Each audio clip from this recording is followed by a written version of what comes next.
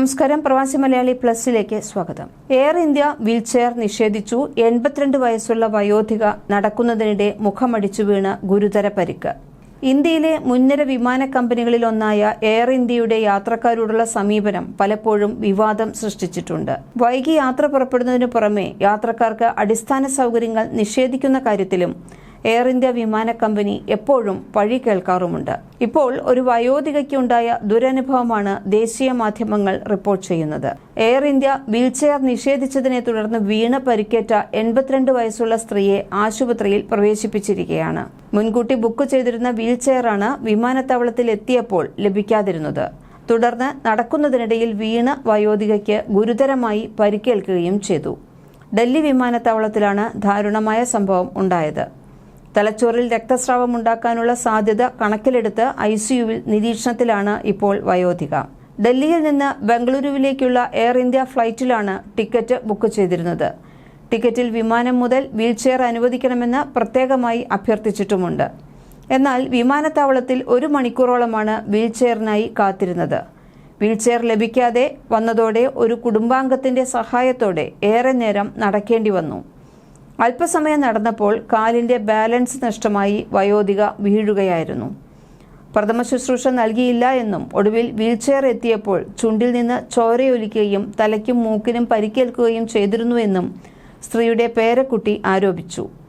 മുത്തശ്ശി 2 ദിവസമായി ICUവിലാണ്. ശരീരത്തിന്റെ ഇടതുവശം ശക്തി നഷ്ടപ്പെട്ടിരിക്കുകയാണെന്നും പേരക്കുട്ടി പറയുന്നു. അന്തരിച്ച ലഫ്റ്റനന്റ് ജനറലിന്റെ ഭാര്യയായ രാജ് പാസ്രിച്ച എന്ന 82 വയസ്സുകാരിക്കാണ് എയർലൈനിന്റെ ഭാഗത്തുനിന്ന് ഇത്തരമൊരു ദുരനുഭവം നേരിടേണ്ടി വന്നത്. ചെറുമകൾ പരുൾ കൻവാറാണ് സമൂഹ മാധ്യമത്തിലൂടെ ഈ വിവരം പുറം ലോകത്തെ അറിയിച്ചത്. ഇത് എയർ ഇന്ത്യയുടെയും ശ്രദ്ധയിൽപ്പെട്ടിട്ടുണ്ട്. വീണു പരിക്കേറ്റ മുത്തശ്ശിക്ക് വിമാന കമ്പനി അധികൃതർ പ്രാഥമിക ചികിത്സ പോലും നൽകിയില്ല എന്ന് പരുൾ കൻവാർ ആരോപിക്കുന്നുമുണ്ട്. മുത്തശ്ശി 2 ദിവസമായി ICUവിലാണെന്നും ശരീരത്തിന്റെ ഇടതുവശത്തെ ബലം കുറഞ്ഞുവെന്നും ഇവർ പറയുന്നു.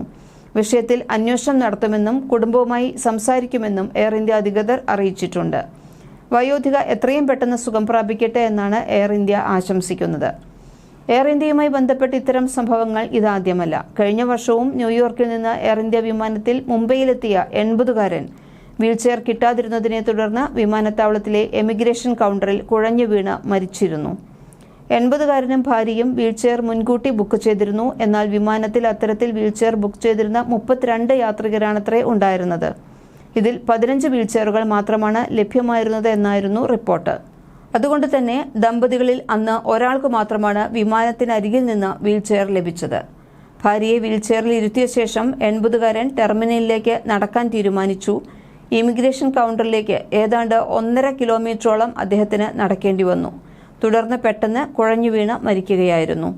വൈദ്യസഹായം നൽകിയ ശേഷം നാനാവതി ആശുപത്രിയിലാണ് എത്തിച്ചത്. പക്ഷേ ജീവൻ രക്ഷിക്കാൻ കഴിഞ്ഞിരുന്നില്ല. ഇതുപോലുള്ള സംഭവങ്ങൾ വീണ്ടും അടിക്കടി ഉണ്ടാകുന്നു എന്നുള്ളത് എയർ ഇന്ത്യയുടെ ജനസമ്മതി ഇല്ലാതാക്കുകയാണ്. പ്രവാസി മലയാളി പ്ലസ്.